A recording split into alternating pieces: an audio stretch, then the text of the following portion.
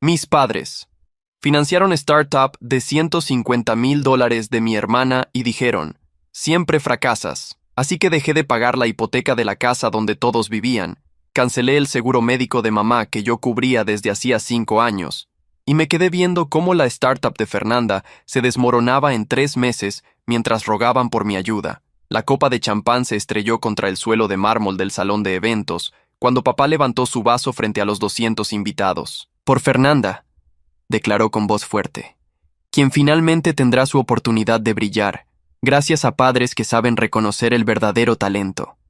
Sus ojos me encontraron entre la multitud. A diferencia de algunos que solo saben desperdiciar oportunidades, mamá asintió junto a él, su sonrisa satisfecha mientras toda la familia aplaudía. Mi hermana Fernanda, radiante en su vestido de diseñador, me miró directamente y sopló un beso burlón antes de tomar el micrófono para agradecer a los únicos padres que realmente creen en sus hijos. Yo soy Lucas, 32 años, y hasta ese momento del 25 de marzo había creído que la familia era sagrada. Había pasado los últimos 8 años siendo el sostén silencioso de esta familia, pagando la hipoteca de $4,200 mensuales de la casa donde todos vivían, cubriendo los $20,000 anuales del tratamiento médico de mamá, financiando la universidad de Fernanda con $30,000 por semestre. Todo mientras ellos me llamaban el hijo mediocre, porque mi trabajo en una empresa de tecnología no era tan glamoroso como la fantasía emprendedora de mi hermana. Lo que no sabían era que el día anterior había recibido una oferta para vender mi aplicación de gestión empresarial por $3 millones, y esa noche, viendo cómo celebraban mi supuesto fracaso, decidí que era hora de que conocieran el verdadero significado de quedarse sin red de seguridad. Crecí en una familia donde el éxito se medía en apariencias. Papá, Roberto, 60 años, había sido ejecutivo de ventas hasta que la crisis económica del 2008 lo dejó sin empleo. En lugar de adaptarse, se aferró a la ilusión de prosperidad, viviendo de préstamos y tarjetas de crédito. Mamá, Patricia, 58, había sido ama de casa toda su vida, más preocupada por qué dirían los vecinos que por la realidad financiera de nuestra familia. Y Fernanda, mi hermana menor por 4 años, había sido la princesa consentida desde que nació. Yo era el hijo mayor, el responsable por defecto. Desde los 16 años trabajé lavando autos, repartiendo periódicos, cualquier cosa para ayudar con los gastos del hogar mientras papá buscaba la oportunidad correcta. Y Fernanda recibía clases de piano, ballet y tenis. La universidad la pagué yo mismo con becas y 3 empleos simultáneos, estudiando ingeniería en sistemas mientras mis padres presumían en reuniones familiares sobre las actividades extracurriculares de Fernanda. Me gradué con honores a los 23 años, conseguí un puesto en una empresa tecnológica establecida y comencé a escalar rápidamente. A los 25 ya era gerente de desarrollo. A los 27, director de innovación. Mi salario había crecido de $50,000 anuales a $180,000, pero para mi familia eso era trabajo común de oficinista. Todo cambió cuando papá tuvo un ataque al corazón a sus 56 años. Los gastos médicos iniciales superaron los $100,000. La casa estaba a punto de ser embargada por 3 meses de atrasos. Fernanda estaba en su segundo año de universidad estudiando mercadotecnia en una institución privada carísima. Mamá me llamó llorando una madrugada de noviembre. Lucas, eres el único que puede salvarnos. Asumí la hipoteca sin pensarlo 2 veces. $4,200 mensuales que salían automáticamente de mi cuenta. Pagué las deudas hospitalarias en un solo pago de $90,000 que vació mis ahorros. Cuando a mamá le diagnosticaron artritis reumatoide severa 2 años después, contraté el mejor seguro médico privado sin que ellos supieran que costaba $1,600 mensuales. La matrícula de Fernanda, sus libros, su apartamento cerca del campus, todo lo cubría yo. $30,000 por semestre, más $1,200 mensuales de manutención. Cuando se graduó y decidió hacer una maestría en administración de empresas en lugar de trabajar, agregué otros $45,000 anuales a mis gastos familiares. Durante todo ese tiempo, desarrollaba mi propia aplicación en las noches y fines de semana. Una herramienta de gestión empresarial que integra contabilidad, inventario y recursos humanos en una sola plataforma intuitiva. Invertí cada centavo que me sobraba después de mantener a mi familia, cerca de $80,000 en 5 años de desarrollo. Pero para mi familia, eso era perder el tiempo en proyectos que nunca funcionarían. Papá, quien nunca había manejado más que un equipo de ventas básico, me sermoneaba sobre el mundo real de los negocios cada vez que mencionaba mi aplicación. Fernanda se burlaba abiertamente. Lucas, déjate de fantasías. Tú no tienes instinto emprendedor. Por eso trabajas para otros. La situación alcanzó su punto crítico cuando Fernanda terminó su maestría el año pasado. En lugar de buscar empleo, anunció que tenía una idea revolucionaria para una startup de comercio electrónico especializada en productos artesanales. Necesitaba inversión inicial. $150,000, declaró durante una cena familiar en enero. Es una oportunidad única. El mercado está maduro para disrupciones. Usaba todo el lenguaje de moda que había aprendido en la maestría, pero cuando le pregunté por su plan de negocios, su análisis de mercado, sus proyecciones financieras, me miró como si le hubiera hablado en otro idioma. No todo se reduce a números fríos, Lucas, respondió con desdén. Se trata de visión, de intuición, cosas que claramente tú no entiendes. Papá intervino inmediatamente. Tu hermana tiene razón. Tú nunca has arriesgado nada. Solo te conformas con tu salario mensual y tus proyectos que nunca van a ningún lado. ¿Proyectos que no van a ningún lado? Repetí, sintiendo cómo la rabia se acumulaba en mi pecho. He invertido 5 años y $80,000 en mi aplicación. Tengo 2,000 empresas usándola en versión beta. ¡Beta!, se rió Fernanda. O sea, gratis. Nadie está pagando por tu producto, Lucas. Eso no es un negocio, es un hobby costoso. Mamá puso su mano sobre la mía con condescendencia. Cariño, tu hermana necesita esta oportunidad. Tú ya tienes tu empleo estable. Siempre has sido el hijo práctico. Deja que Fernanda tenga su momento de brillar. ¿Mi momento?, exploté finalmente. He pagado esta casa por 8 años. He cubierto los tratamientos de mamá, la universidad de Fernanda, sus caprichos, sus viajes. ¿Y ahora quieren que le regale $150,000 para una idea que ni siquiera está desarrollada? El silencio que siguió fue helado. Papá se puso de pie, su rostro rojo de furia. Así que por fin sale la verdad. Has estado llevando cuenta de cada peso que nos has ayudado, como si la familia funcionara con facturas y recibos. No se trata de llevar cuentas, intenté explicar. Se trata de que ni siquiera me ven como. ¿Cómo qué?, interrumpió Fernanda. ¿Como el hijo exitoso? Porque no lo eres, Lucas. Trabajas para otros. Nunca has creado nada. Siempre fracasas en lo único que intentas hacer por tu cuenta. Esa aplicación tuya es la prueba perfecta. Esas palabras se clavaron como cuchillos. Me levanté de la mesa sin terminar mi comida. Entendido. Mensaje recibido. Pasé las siguientes 6 semanas en contacto mínimo con mi familia, pero seguí pagando todos los gastos como autómata. Hipoteca, seguro médico, servicios de la casa. Hasta recibí una llamada de Fernanda pidiéndome prestados $5,000 para el depósito de una oficina que había encontrado. Se los transferí porque todavía no podía desconectar ese instinto de proteger a mi familia. Mientras tanto, mi aplicación finalmente llamó la atención correcta. Tech Ventures, una firma de inversión de Silicon Valley, se había interesado después de ver nuestros números de adopción.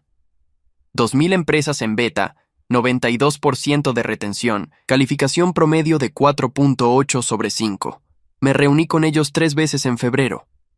La tercera reunión fue el 24 de marzo, un martes. El director de adquisiciones puso una oferta sobre la mesa. $3 millones por la propiedad intelectual y el código base, más un contrato de consultoría de 5 años a $250,000 anuales.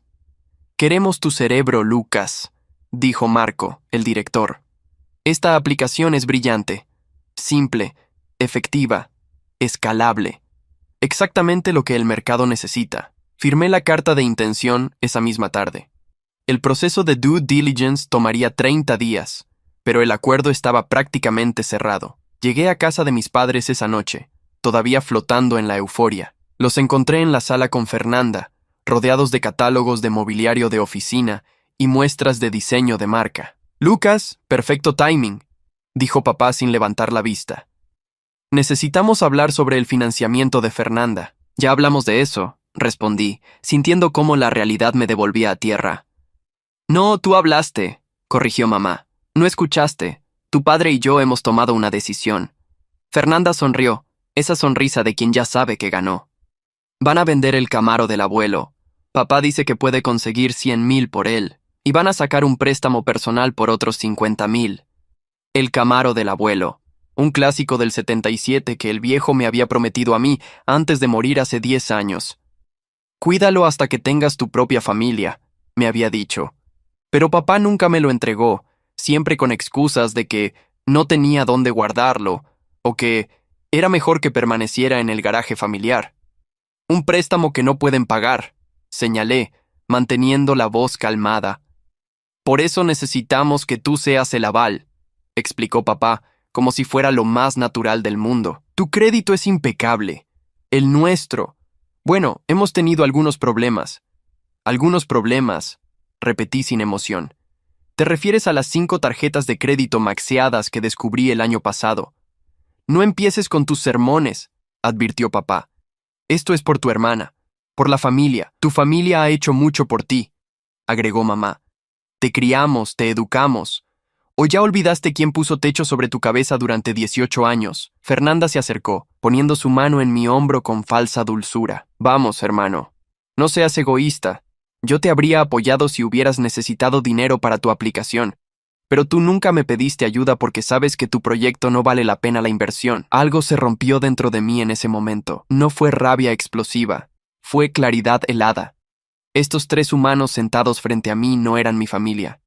Eran parásitos que habían estado alimentándose de mi éxito durante años, convencidos de que era su derecho, mientras me trataban como el fracasado del clan. No voy a ser aval de ningún préstamo, dije con calma absoluta. ¡Eres un maldito egoísta!, gritó Fernanda, su máscara de dulzura cayendo instantáneamente. Siempre has sido así. Solo piensas en ti. Yo pago la hipoteca de esta casa, dije, mi voz todavía controlada. Pago el seguro médico de mamá. Pagué tu universidad, tu maestría, tu apartamento durante 6 años. Y se supone que debes estar agradecido de poder ayudar, chilló mamá. Somos tu familia. Fernanda tiene un don para los negocios, dijo papá, su tono ahora amenazante. No como tú, que solo sabes esconderte detrás de una computadora haciendo trabajitos para otros. Tu hermana va a crear empleos, va a construir algo real, no aplicaciones inútiles que nadie quiere pagar. Ya veo, dije poniéndome de pie. Quedó claro. ¿Qué quedó claro?, desafió Fernanda. ¿Que siempre fracasas? ¿Que nunca vas a ser más que un empleado mediocre? Sí, Lucas. Eso quedó muy claro hace años. Salí de esa casa sin decir otra palabra. En el auto saqué mi teléfono y comencé a hacer llamadas. Primera parada, el banco. Cancelé la transferencia automática de la hipoteca efectiva inmediatamente. Segunda llamada, la compañía de seguros. Cancelé el plan médico de mamá con periodo de gracia de 30 días. Tercera llamada, el abogado de la familia, quien me confirmó que mi nombre no estaba en la escritura de la casa a pesar de 8 años de pagos, por lo que no tenía ninguna obligación legal. Pasé esa noche documentando todo. 8 años de transferencias bancarias, recibos, estados de cuenta, $406,000 en pagos de hipoteca, 128,000 en seguros médicos, 240,000 en educación de Fernanda, otros 100,000 en gastos varios, emergencias, reparaciones de la casa, servicios que ellos daban por sentado, $874,000, casi 1,000,000 invertido en una familia que me llamaba fracasado. La mañana siguiente recibí la invitación formal para la fiesta de lanzamiento de la startup de Fernanda. Gran celebración del comienzo de una nueva era emprendedora, decía la invitación digital diseñada profesionalmente. Por supuesto que iría. Necesitaba ver esto con mis propios ojos. La fiesta era en el Club Náutico del Valle, un lugar exclusivo que costaba mínimo $10,000 rentar para eventos. Fernanda había invitado a 200 personas, familiares, amigos de la universidad, contactos de negocios potenciales, incluso algunos periodistas locales de la sección de emprendimiento.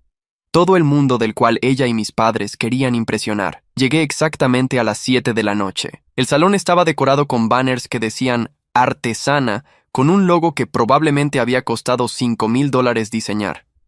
Había mesas con bocadillos gourmet, una barra abierta de licores premium y una presentación digital corriendo en 3 pantallas gigantes mostrando el concepto revolucionario de la startup. Mamá me vio entrar y su expresión se endureció. Papá estaba junto a ella, luciendo un traje nuevo que seguramente había salido de los fondos de la inversión de Fernanda. Mi hermana brillaba en el centro del salón, rodeada de admiradores, usando ese vestido de diseñador que probablemente había costado $3,000. No pensé que vendrías, me dijo mamá cuando me acerqué a saludar por cortesía. No me perdería esto por nada, respondí con una sonrisa que no llegaba a mis ojos. Si viniste a arruinar la noche de tu hermana con tus actitudes negativas, advirtió papá en voz baja, mejor márchate ahora. Solo vine a celebrar, aseguré. Esto es importante para la familia, ¿verdad? La presentación formal comenzó a las 8. Fernanda subió al pequeño escenario que habían montado, micrófono en mano, radiante de confianza. Detrás de ella, las pantallas mostraban proyecciones financieras que claramente alguien más había preparado, porque los números eran fantasiosos, al punto de ser cómicos. Buenas noches a todos, comenzó Fernanda, su voz amplificada llenando el salón. Hoy es un día histórico, el nacimiento de Artesana, una plataforma que revolucionará cómo consumimos productos artesanales. Pero antes de hablar del futuro brillante que nos espera, quiero agradecer a las personas que hicieron esto posible. Miró directamente hacia donde estaban mis padres. Mamá, papá, ustedes creyeron en mí cuando nadie más lo hizo. Cuando todos dudaban, ustedes vieron mi potencial, invirtieron su patrimonio, su futuro, porque saben reconocer el verdadero talento emprendedor. Los aplausos llenaron el salón. Mamá tenía lágrimas en los ojos. Papá asentía con orgullo paternal. Hay personas que viven con miedo, continuó Fernanda, y supe exactamente hacia dónde iba esto. Personas que se conforman con trabajos seguros, con salarios predecibles, que nunca se atreven a soñar en grande.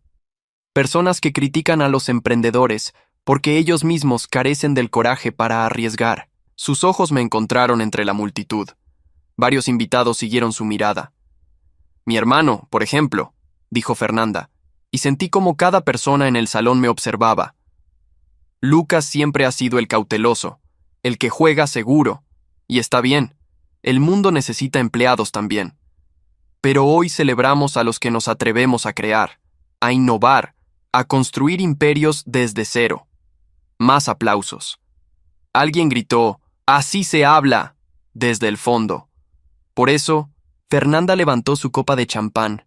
Brindo por los valientes, por los visionarios, por aquellos que entienden que el éxito real viene de crear tu propio destino, no de esconderte en una oficina haciendo tareas que cualquiera podría hacer. Fue entonces cuando papá se puso de pie, su propia copa en alto. Por Fernanda, declaró con voz fuerte, quien finalmente tendrá su oportunidad de brillar, gracias a padres que saben reconocer el verdadero talento. Sus ojos me encontraron con intención deliberada.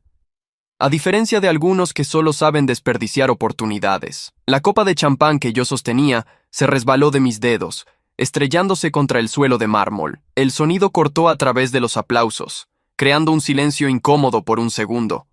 Pero en lugar de agacharme avergonzado como probablemente esperaban, sonreí. Tienen razón, dije en voz alta, lo suficientemente clara para que varios escucharan. Desperdicié muchas oportunidades. Fernanda me miró con esa sonrisa satisfecha, pensando que finalmente me había quebrado. Se acercó al borde del escenario. Es bueno que lo reconozcas, hermano. Nunca es tarde para aprender de los exitosos. ¿Puedo hacer un brindis también?, pregunté, caminando hacia el frente. Fernanda dudó, pero había demasiados ojos observando para negarse públicamente. Claro, Lucas, el escenario es tuyo. Subí los 3 escalones y tomé el micrófono que me ofreció. Las 200 personas en el salón me observaban con curiosidad. Algunos con lástima, otros con diversión, esperando presenciar mi humillación completa. Quiero agradecer a mi hermana por esta lección de humildad.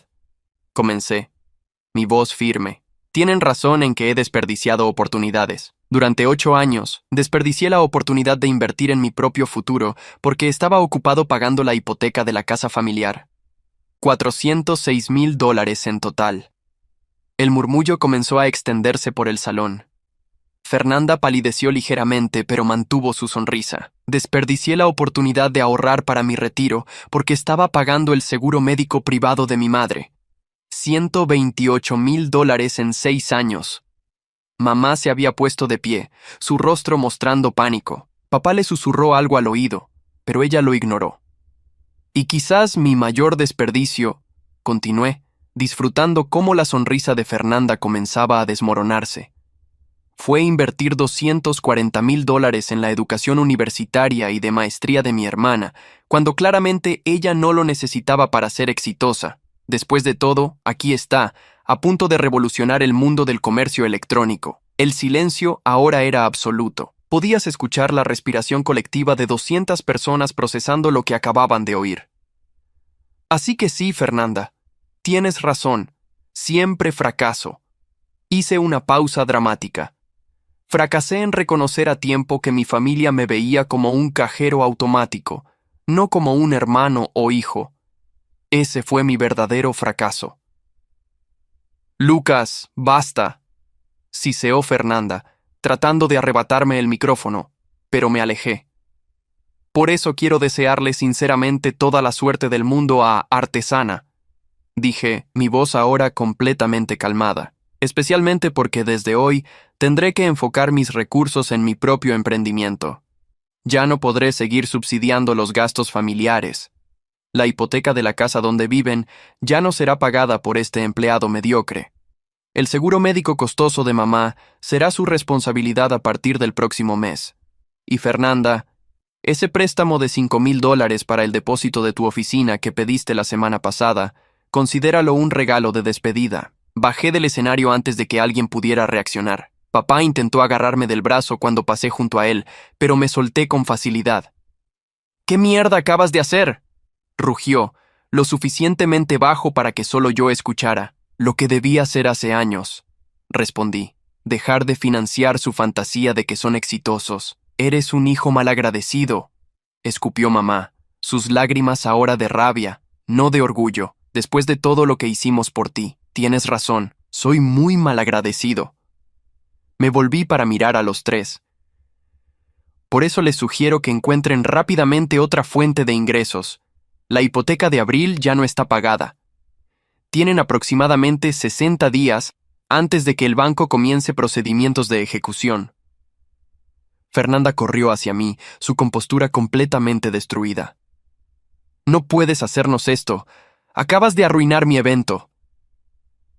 Yo no arruiné nada, respondí con calma. Solo anuncié mi retiro como inversionista silencioso de la familia. Ustedes son los emprendedores exitosos. Seguro encontrarán la manera. Salí del club náutico bajo la mirada de 200 personas, algunas horrorizadas, otras claramente disfrutando el drama. Mi teléfono comenzó a sonar antes de que llegara al estacionamiento. Papá, mamá, Fernanda. Los ignoré todos. En el auto, permití que una sonrisa genuina cruzara mi rostro. La verdad finalmente había salido a la luz, y aunque dolía, también sentía una libertad que no había experimentado en 8 años. Los siguientes 3 días fueron un festival de mensajes desesperados. Papá intentó con autoridad. Tienes obligaciones familiares que cumplir. Mamá apeló a la culpa. ¿Cómo puedes hacerle esto a tu madre enferma? Fernanda alternaba entre furia y súplicas. Devuélveme esos $5,000 si vas a ser así. Y, por favor, hermano, lo siento, necesito tu ayuda. Los ignoré metódicamente. Mientras tanto, Tech Ventures completó su due diligence más rápido de lo esperado. El 30 de marzo, exactamente 5 días después de la fiesta desastrosa de Fernanda, firmé el contrato final. $3 millones fueron depositados en mi cuenta bancaria. La primera llamada que hice fue a un agente de bienes raíces. Necesito un condominio. 2 habitaciones, vista al mar si es posible. Presupuesto de $500,000. La segunda llamada fue a un asesor financiero. Tengo $2,5 millones para invertir. Quiero diversificación y crecimiento a largo plazo. El 1 de abril, curiosamente apropiado, recibí una visita inesperada en mi apartamento actual. Tocaron a la puerta a las 9 de la noche. Cuando abrí, encontré a mi tío Ernesto, hermano menor de papá, parado con expresión seria. ¿Puedo pasar?, preguntó sin preámbulos. Lo dejé entrar, curioso. Tío Ernesto y yo habíamos mantenido una relación cordial pero distante a través de los años. Él era médico, exitoso por mérito propio, y siempre había parecido ligeramente desaprobador de cómo papá manejaba las finanzas familiares. «Tu padre me llamó», dijo Ernesto una vez sentado en mi pequeña sala. «Quiere que te convenza de volver a pagar sus gastos. Supuse que enviarían refuerzos», respondí sin emoción. No vine a convencerte, aclaró Ernesto rápidamente. Vine a felicitarte. Eso me tomó por sorpresa. Disculpa, tu padre ha estado viviendo por encima de sus posibilidades durante 20 años, explicó Ernesto, reclinándose en el sofá. Todos en la familia lo sabíamos. Cuando papá murió y dejó ese Camaro, se suponía que era para ti. Roberto lo vendió hace 2 semanas por $90,000 para ayudar a Fernanda. Ni siquiera te consultó. Sentí una punzada de dolor ante esa confirmación. Pero no me sorprendió. Patricia ha estado presumiendo durante años sobre el exitoso futuro de Fernanda, mientras tú pagabas todo discretamente. Y Fernanda. Ernesto negó con la cabeza. Esa niña nunca ha trabajado un día real en su vida. Su startup va a colapsar en 6 meses, máximo. 3, corregí. Le doy 3 meses antes de que se quede sin fondos. Viniste a verme porque nadie más en la familia tuvo las agallas de decirme la verdad, deduje. Vine porque alguien tiene que decirte que hiciste lo correcto, respondió Ernesto firmemente. La familia no es una deuda vitalicia. Ayudar está bien. Ser explotado no. Lo que te hicieron en esa fiesta fue imperdonable. ¿Cómo sabes lo de la fiesta?, pregunté. Tu prima Andrea estaba ahí. Me contó todo. Ernesto sacó su teléfono y me mostró una foto. Era yo en el escenario, micrófono en mano, claramente en medio de mi revelación. La foto ya circula en los chats familiares. La mitad está horrorizada, la otra mitad está diciendo, ya era hora. ¿Y mis padres? Entraron en pánico cuando el banco les confirmó que el pago de abril no llegó. Tu madre llamó a su seguro médico y descubrió que está cancelado. Ahora están haciendo llamadas desesperadas a familiares, pidiendo préstamos que nadie les va a dar. Bien, dije simplemente. Ernesto me estudió por un momento. ¿Tienes algo más que no nos hayas contado? ¿Alguna otra carta bajo la manga? Consideré contarle sobre los 3 millones, pero decidí que todavía no era el momento. Digamos que ya no soy el empleado mediocre que piensan. Mi tío sonrió. Sabía que había algo. Tienes esa mirada de alguien que acaba de ganar el juego. Nos quedamos hablando hasta medianoche.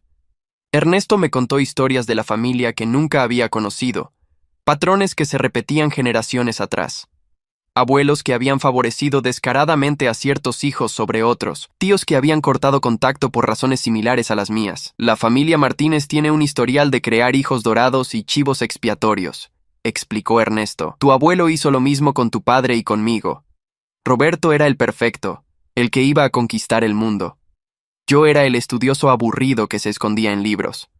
Cuando me volví más exitoso que él, nuestro padre nunca lo aceptó realmente. Murió todavía esperando que Roberto hiciera algo grande. Y papá está haciendo lo mismo con Fernanda y conmigo, completé. Exacto, excepto que tú tuviste el coraje de romper el ciclo. Después de que Ernesto se fue, me quedé despierto hasta tarde investigando el progreso de Artesana. Fernanda había publicado fotos del evento en sus redes sociales, cuidadosamente editadas para eliminar mi parte. Los comentarios eran positivos pero genéricos. Mucho éxito. Qué emoción. Nada sustancial. Su plan de negocios, que había mencionado brevemente en la presentación, era vago en el mejor de los casos. Quería crear una plataforma que conectara artesanos con compradores, tomando una comisión del 15% por transacción. El problema era que ya existían al menos 5 plataformas establecidas haciendo exactamente eso, con años de ventaja y millones en financiamiento. Su ventaja competitiva era enfocarse en productos auténticos y verificados, pero no había explicado cómo verificaría la autenticidad o qué haría diferente a los competidores que también prometían lo mismo. Los $150,000 que mis padres habían invertido se estaban evaporando rápidamente. 10,000 en el evento de lanzamiento. 5,000 en el depósito de oficina, que probablemente perdería cuando no pudiera pagar la renta mensual de 3,000. 20,000 en desarrollo web que cualquier freelancer competente habría hecho por 5,000. Otros 15,000 en branding y diseño que incluía ese logo sobreprecio. Le di 3 meses. Estaba siendo generoso. El 15 de abril, exactamente 2 semanas después del evento, recibí la primera llamada de pánico real de papá. No fue amenazante ni autoritaria. Fue desesperada. Lucas, el banco envió una notificación formal. Si no pagamos en los próximos 15 días, comienzan el proceso de ejecución. Lo sé, respondí calmadamente. Así funcionan las hipotecas cuando no pagas. Hijo, por favor, esta es nuestra casa, donde creciste, donde están todos nuestros recuerdos. La casa donde ustedes viven gratis hace 8 años mientras me llamaban fracasado. Corregí. La casa que pagué con $406,000 de mi supuesto salario mediocre de empleado. Silencio al otro lado de la línea. Luego, ¿qué quieres? ¿Una disculpa? Bien, lo siento. Lo sentimos todos. ¿Ya está? ¿Ahora vas a ayudarnos? No busco una disculpa, papá. Busco que asuman responsabilidad por sus propias vidas. Tienen 68 y 58 años. Fernanda tiene 28. Los tres son adultos completamente capaces. No podemos pagar la hipoteca con mi pensión, admitió papá, su voz quebrándose. Apenas cubre los servicios y la comida. Entonces vendan la casa. Compren algo más pequeño. Renten. Hagan lo que hace el resto de la gente normal. ¿Y tu madre? ¿Su tratamiento? El seguro público cubre lo básico. Tendrá que ajustar sus expectativas. Eres un monstruo, escupió papá, recuperando algo de su ira habitual. Tu propia madre podría morir sin los medicamentos correctos. Mamá no va a morir. Va a tener que usar los medicamentos que el seguro público cubre en lugar de los de marca premium que yo pagaba. Vivirá, solo con un poco menos de comodidad. Colgó sin despedirse. 2 horas después, mamá llamó llorando. Tu padre tiene razón. Eres un monstruo. ¿Cómo puedes hacerle esto a tu propia familia? ¿Recuerdas la fiesta de Fernanda? Pregunté. Cuando me llamaron fracasado frente a 200 personas. Cuando dijeron que cualquiera podría hacer mi trabajo. Cuando papá brindó agradeciendo que Fernanda no fuera como yo. Estábamos emocionados, sollozó mamá. No lo dijimos con maldad. Lo dijeron con la verdad de lo que sienten. Y yo simplemente respondí con mi propia verdad, que no voy a seguir financiando a personas que me desprecian. No te despreciamos. Eres nuestro hijo. Soy su fuente de ingresos. Hay una diferencia. Fernanda tardó más en llamar. Llegó el 22 de abril, una semana después de que el banco pusiera oficialmente la casa en proceso de ejecución. Su voz era pequeña, nada parecido a la seguridad arrogante del evento. Lucas, necesito hablar contigo. Habla. La oficina. No pude pagar la primera renta. Perdí el depósito. Lamento oírlo. Y el desarrollador web desapareció con $15,000. El sitio no funciona. Ni siquiera puedo procesar pagos. Suena complicado. Lucas, por favor. Cometí un error. Lo admito. Necesito tu ayuda. Mi ayuda de empleado mediocre, del fracasado que nunca arriesga nada. Silencio largo. Luego, casi inaudible. Lo siento. ¿Qué sientes exactamente? Siento. Todo. Las cosas que dije. La forma en que te traté. No es justo. Tú siempre estuviste ahí para mí, como un cajero automático. No, como mi hermano. Yo solo. Estaba celosa. Siempre fuiste el inteligente, el capaz. Yo necesitaba demostrar que podía ser exitosa también. Entonces, demuéstralo sin mi dinero. No puedo. El dinero se está acabando. En 2 semanas no tendré nada. Bienvenida a cómo vive el 99% del mundo, dije sin simpatía. Busca un empleo. Usa tu maestría en administración de empresas de $45,000 que yo pagué. Lucas, ¿sabías que papá vendió el Camaro del abuelo para darte esos 150,000? Pregunté. Silencio culpable.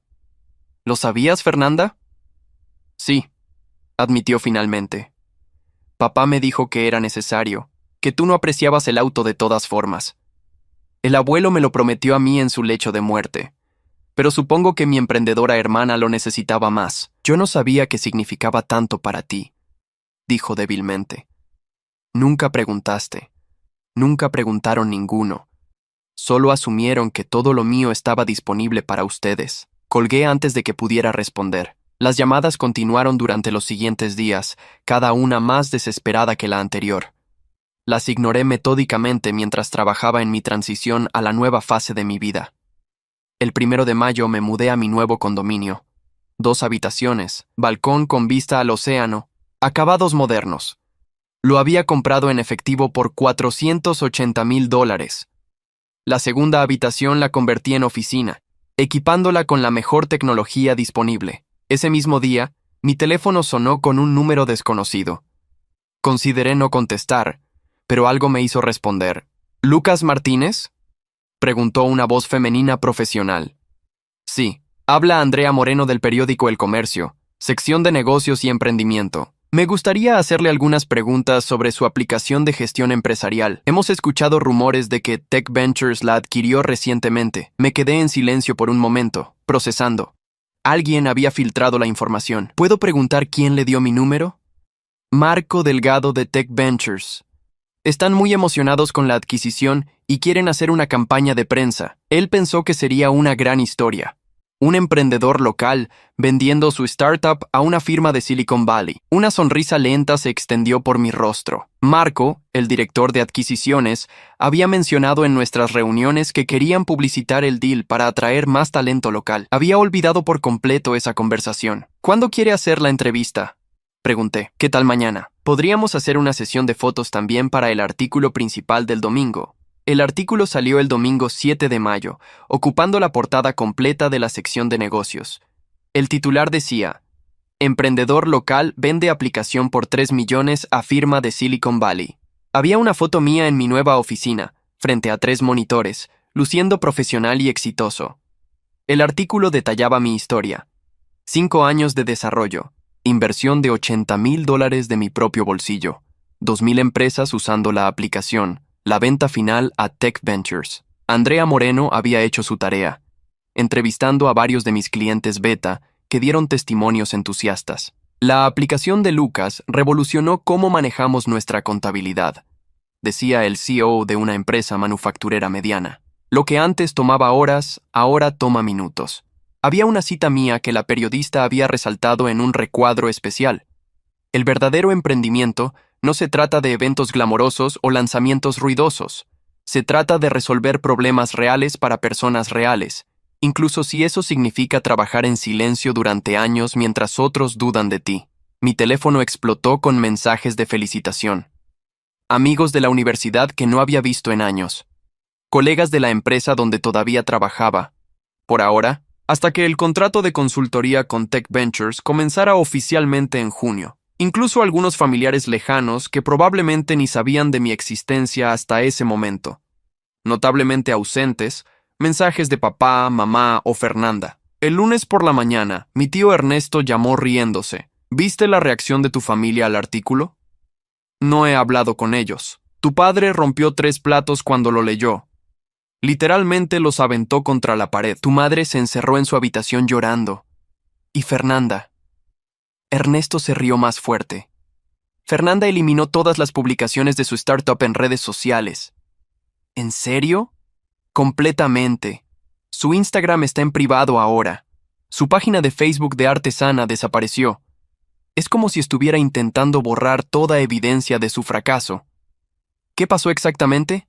Aparentemente, después del artículo, varios de los invitados a su evento de lanzamiento le escribieron preguntándole por qué había presumido tanto, siendo que su hermano era el verdadero emprendedor exitoso. Alguien incluso le envió una captura de pantalla de su discurso, llamándote fracasado, con un comentario sarcástico preguntando quién era el fracasado ahora. Sentí una satisfacción que no intenté ocultar. Karma. Hay más, continuó Ernesto. Tu padre intentó llamar a Tech Ventures para verificar la historia, como si fuera falsa. La recepcionista le confirmó que efectivamente compraron tu aplicación y que estabas bajo contrato de consultoría. Colgó sin decir nada más. ¿Y la casa? El banco les dio hasta el 31 de mayo para pagar los atrasos o evacuar.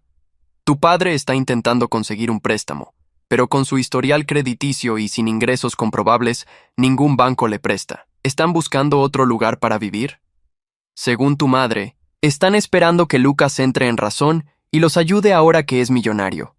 Cito textualmente. Me reí sin humor. Por supuesto, ahora que soy públicamente exitoso, de repente quieren reconocer mi valor. El miércoles 9 de mayo recibí una carta certificada. Era de papá, escrita a mano en papel de carta formal. La abrí esperando otra súplica desesperada o quizás amenazas legales. Lo que encontré fue diferente. Lucas, no voy a pedirte dinero. Sé que no nos lo darías incluso si lo hiciéramos. Pero necesito que entiendas nuestra perspectiva. Cuando naciste, yo tenía grandes planes. Iba a ser ejecutivo senior, iba a darte la mejor vida posible. Pero la vida no salió como planeé. La crisis del 2008 me destruyó profesionalmente. Perdí todo lo que había construido. Mi orgullo no me dejó admitirlo, especialmente frente a mi hijo mayor que estaba teniendo éxito donde yo había fallado. La carta continuaba por 3 páginas, detallando su depresión no diagnosticada, cómo había proyectado sus propias inseguridades sobre mí, cómo Fernanda se había convertido en su segunda oportunidad para sentir que había criado a alguien exitoso. No es excusa, terminaba la carta. Lo que te hicimos fue imperdonable. Permitimos que Fernanda te tratara terriblemente porque alimentaba nuestra fantasía de que ella era especial. La verdad es que tú siempre fuiste el exitoso. Nosotros solo fuimos demasiado ciegos o demasiado orgullosos para verlo. No espero tu perdón. Solo quería que supieras que finalmente entiendo lo que perdí. No un cajero automático, sino un hijo extraordinario. Leí la carta 3 veces. No sentí el alivio o la validación que pensé que sentiría. Solo sentí cansancio. Cansancio de años de cargar con sus expectativas, sus decepciones, sus egos frágiles. 2 días después, el viernes 11 de mayo, recibí una visita inesperada en mi nuevo condominio. Fernanda estaba parada en mi puerta, sin maquillaje, con ropa simple, luciendo 10 años mayor que en su fiesta de lanzamiento hacía apenas 5 semanas. ¿Puedo pasar?, preguntó con voz ronca. La dejé entrar más por curiosidad que por cualquier otra cosa. Se sentó en el borde de mi sofá nuevo, mirando alrededor del condominio con ojos que reflejaban una mezcla de envidia y derrota. Bonito lugar, dijo finalmente. Gracias. Lucas, vine a decirte que tenías razón. Sobre todo. Me senté frente a ella, esperando. Artesana fracasó oficialmente ayer. Quedaban $4,000 de la inversión inicial. Los usé para pagar deudas con el diseñador gráfico que amenazó con demandarme. No hay sitio web funcional. No hay productos. No hay clientes. No hay nada. Y nunca tuve un plan real. Solo tenía una idea bonita y ego inflado. Pensé que el dinero resolvería todo, que el éxito llegaría automáticamente porque yo era especial. Se limpió lágrimas que comenzaban a formarse. Pero resulta que el emprendimiento requiere trabajo real, habilidades reales, sacrificio real. Cosas que tú hiciste durante 5 años mientras yo me burlaba. ¿Por qué me estás diciendo esto? Porque conseguí un empleo. Analista de marketing junior en una agencia pequeña, $25,000 al año. Empiezo el lunes, y quería que supieras que voy a devolverte cada peso que invertiste en mí. Los 240,000 de mi educación, los 5,000 del depósito, todo. Me tomará años, tal vez décadas, pero lo haré. No te pedí eso, lo sé. Por eso necesito hacerlo.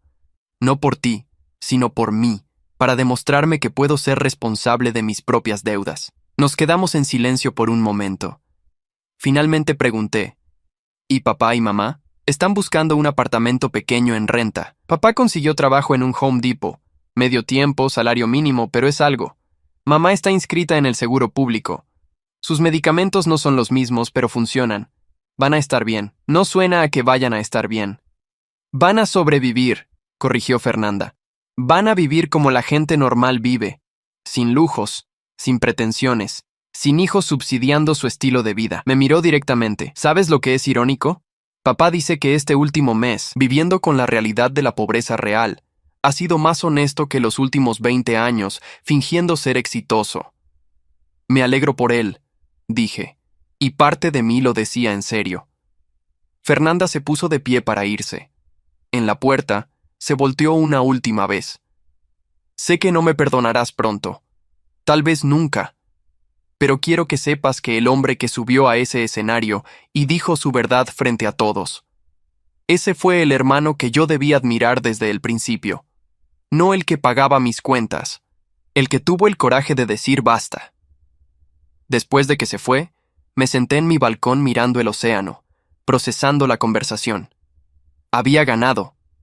Mi familia finalmente entendía lo que habían perdido. Fernanda estaba asumiendo responsabilidad. Papá estaba enfrentando la realidad. Mamá estaba ajustando sus expectativas, pero la victoria no sabía tan dulce como pensé que sería. Solo sabía a final. El final de una etapa, sí, pero también el final de la familia que una vez tuve, incluso si esa familia había sido tóxica. El 31 de mayo, el último día antes de la ejecución hipotecaria definitiva, recibí un mensaje de texto de papá. Encontramos un apartamento de 2 habitaciones. Nos mudamos este fin de semana. La casa será tuya si la quieres. Tu nombre debió estar en el título desde el principio. No respondí. No quería la casa. Estaba llena de recuerdos agridulces y representaba todo lo que había dejado atrás. El 1 de junio oficialmente comencé mi contrato de consultoría con Tech Ventures. $250,000 anuales por trabajar remotamente 20 horas semanales, ayudando a escalar y mejorar mi aplicación. El resto de mi tiempo era mío. Usé ese tiempo para empezar algo nuevo. Una mentoría gratuita para emprendedores jóvenes de bajos recursos, gente que tenía ideas reales y pasión genuina, pero carecía de los recursos y conexiones para hacer despegar sus proyectos. Lo llamé Fundación Abuelo Antonio, en honor al hombre que me prometió ese Camaro y que siempre creyó que yo haría algo grande. El primer beneficiario fue un joven de 23 años llamado Javier, quien había desarrollado una aplicación de transporte público para personas con discapacidad. Le di $25,000 en financiamiento inicial y mentoría personal. 6 meses después, su aplicación estaba en 3 ciudades y creciendo. 2 meses después de mi última conversación con Fernanda, ella cumplió su palabra. $1,000 fueron depositados en mi cuenta con la nota. Primera de 240 pagos. Gracias por enseñarme lo que realmente significa trabajar por algo. No devolví el dinero. Reconocer su esfuerzo era importante, incluso si la cantidad era simbólica comparada con lo que yo había invertido. Papá y yo eventualmente tuvimos una conversación telefónica, breve, incómoda, pero honesta. No espero que volvamos a ser una familia normal, dijo. Solo quiero que sepas que estoy orgulloso de ti. Siempre debí decirlo. Gracias, respondí, y no agregué nada más porque no había más que decir. Mamá envió una tarjeta de cumpleaños el 22 de septiembre, mi cumpleaños número 33. No mencionó dinero, solo decía, que este año te traiga toda la felicidad que mereces. Te amo, mamá. La puse en mi refrigerador, no porque había perdonado todo, sino porque representaba un pequeño paso hacia algo diferente. No una reconciliación completa, pero tal vez eventualmente una coexistencia respetuosa. Un año después del evento de lanzamiento desastroso de Fernanda, exactamente el 25 de marzo, recibí una invitación por correo electrónico. Era para una pequeña reunión en un café local. El remitente era Fernanda. No es una súplica ni una celebración, decía el mensaje. Solo un grupo de apoyo para emprendedores que fracasaron y están reconstruyendo. Pensé que tal vez querrías compartir tu historia de cómo pasaste del fracaso percibido al éxito real. Podrías inspirar a gente que está donde yo estaba. Fui. No por ella específicamente, sino porque reconocí la importancia de compartir las lecciones difíciles que había aprendido. El café estaba lleno de caras jóvenes, todos con esa mirada de quien había apostado todo y perdido. Fernanda me presentó simplemente. Mi hermano Lucas. Él me enseñó que el verdadero fracaso no es caerse, sino nunca asumir responsabilidad por tus propias caídas. Hablé por 30 minutos sobre mi experiencia. No oculté nada. Los $874,000 invertidos en mi familia, las humillaciones públicas, la decisión de cortar el apoyo financiero, la venta de mi aplicación, pero sobre todo, hablé sobre algo más importante. El dinero no era el problema, les dije. El problema era que yo había asumido responsabilidad por las vidas de otras personas. Había permitido que mi autoestima dependiera de ser necesitado. Cuando finalmente dije no estaba siendo cruel. Estaba reconociendo que las personas solo crecen cuando enfrentan las consecuencias de sus propias decisiones. Después, varios asistentes se acercaron con preguntas. Una joven me dijo, «Mi familia también espera que los mantenga. ¿Cómo tuviste el valor de decir no?» No fue valor, respondí honestamente. Fue supervivencia. Llegó un punto donde continuar el camino que llevaba significaba perderme a mí mismo por completo. Manejé a casa esa noche sintiéndome extrañamente en paz. No había perdonado completamente a mi familia. Tal vez nunca lo haría del todo.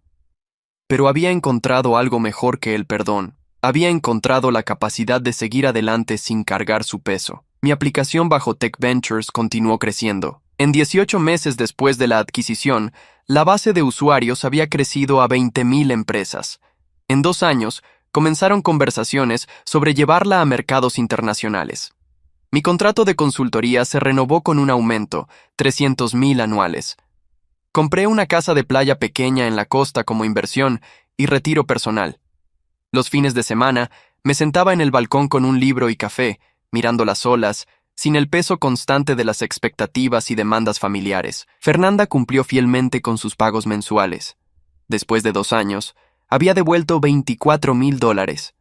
A ese ritmo, tomaría 10 años completar los 240.000, pero el gesto importaba más que la cantidad.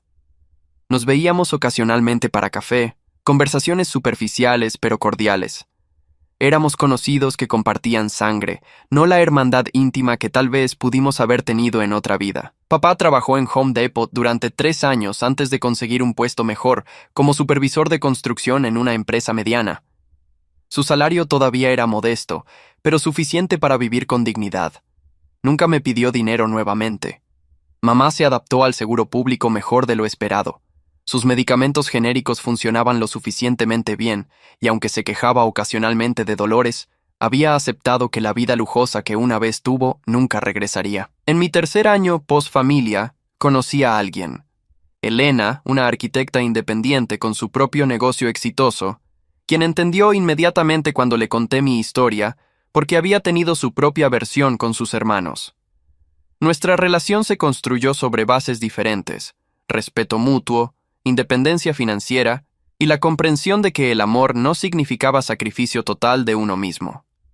Cuando le propuse matrimonio 1 año después, insistí en un prenup detallado, no por falta de confianza, sino porque ambos habíamos aprendido la lección de que el amor romántico y la responsabilidad financiera debían mantenerse separados pero igualmente respetados. Mi familia fue invitada a la boda. Papá, mamá y Fernanda asistieron, sentados discretamente en la parte de atrás, sin crear drama ni exigir atención especial. Después de la ceremonia, papá me dio un abrazo breve. «Felicidades, hijo.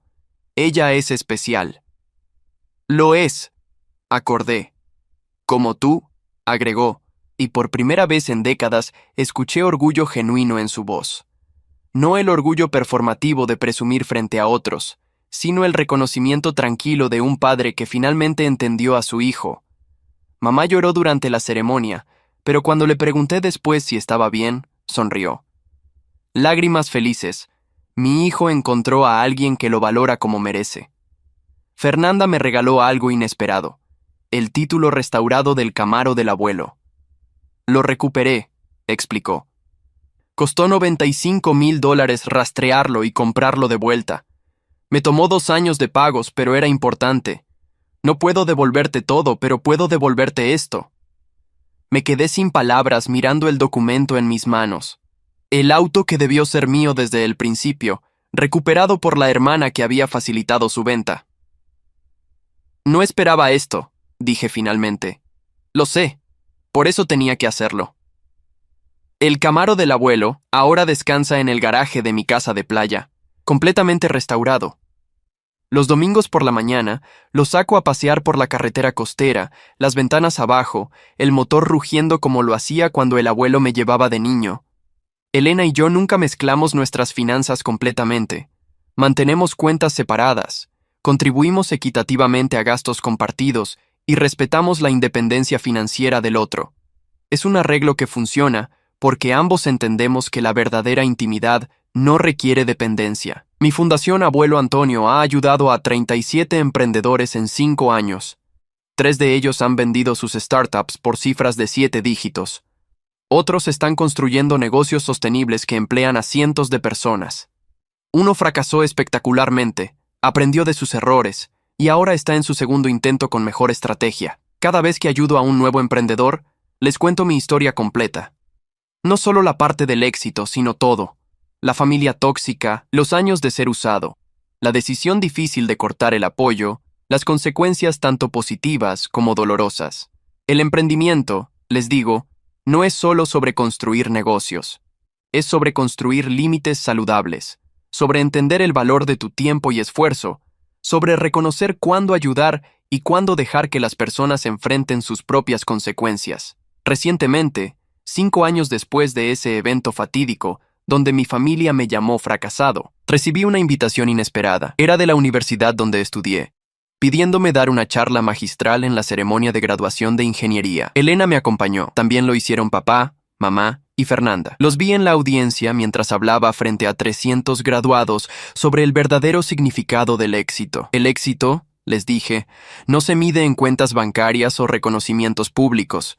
Se mide en paz interior, en relaciones basadas en respeto mutuo, en la capacidad de dormir tranquilo sabiendo que no estás traicionando tus propios valores para complacer a otros. Hablé sobre mi aplicación, sí, pero más importante, hablé sobre las lecciones difíciles del camino. Habrá personas que duden de ustedes, advertí. Incluso personas que aman, quizás especialmente personas que aman. Su trabajo no es convencerlos. Su trabajo es demostrar, primero a ustedes mismos, que el camino que eligieron tiene mérito. Después de la ceremonia, mientras firmaba autógrafos y tomaba fotos con graduados emocionados, vi a mi familia esperando al margen. Cuando finalmente me liberé, caminaron hacia mí como una unidad. «Estuviste increíble», dijo Fernanda simplemente. «El abuelo estaría orgulloso», agregó papá, su voz quebrada por la emoción. Mamá solo me abrazó, sin palabras necesarias. No era la familia perfecta de las películas. No había reconciliación dramática donde todo se perdonaba y olvidaba, pero era algo más valioso. Era honesto. Éramos 4 personas que habían dañado y sido dañadas, que habían aprendido lecciones costosas y que habían encontrado una manera de coexistir con respeto mutuo, si no con cercanía total. Esa noche, Elena y yo cenamos en nuestro restaurante favorito frente al mar. «¿Cómo te sientes?», preguntó, tomando mi mano sobre la mesa. «Como alguien que finalmente llegó al otro lado», respondí. «No del éxito financiero, del túnel de vivir para las expectativas de otros. ¿Valió la pena? El dolor, la ruptura, todo». Pensé en los $874,000, en los años de ser menospreciado, en las noches de soledad después de cortar contacto, en la lenta y dolorosa reconstrucción de límites. Pensé en mi aplicación que había cambiado miles de negocios, en los emprendedores que había mentoreado, en el Camaro del abuelo en mi garaje, en la mujer frente a mí que me amaba sin necesitarme. «Sí», dije finalmente, «cada peso, cada lágrima, cada momento difícil, porque me trajeron aquí, a este lugar donde finalmente soy suficiente sin tener que demostrárselo a nadie más que a mí mismo». Elena sonrió y levantó su copa. «Por el fracaso que te convirtió en éxito».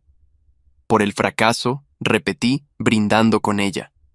Porque al final, esa era la verdad más profunda que había aprendido. A veces el fracaso más grande no es caer, sino nunca atreverse a levantarte y elegir tu propio camino, sin importar quién lo desapruebe. Y a veces el éxito más grande no es el dinero en el banco o el reconocimiento público, sino la libertad de vivir en tus propios términos, rodeado de personas que te valoran por quién eres, no por lo que puedes darles. 5 años después de ese evento donde me llamaron fracasado, yo era la prueba viviente de que el verdadero éxito viene de adentro, y que la opinión más importante sobre tu vida siempre será la tuya propia.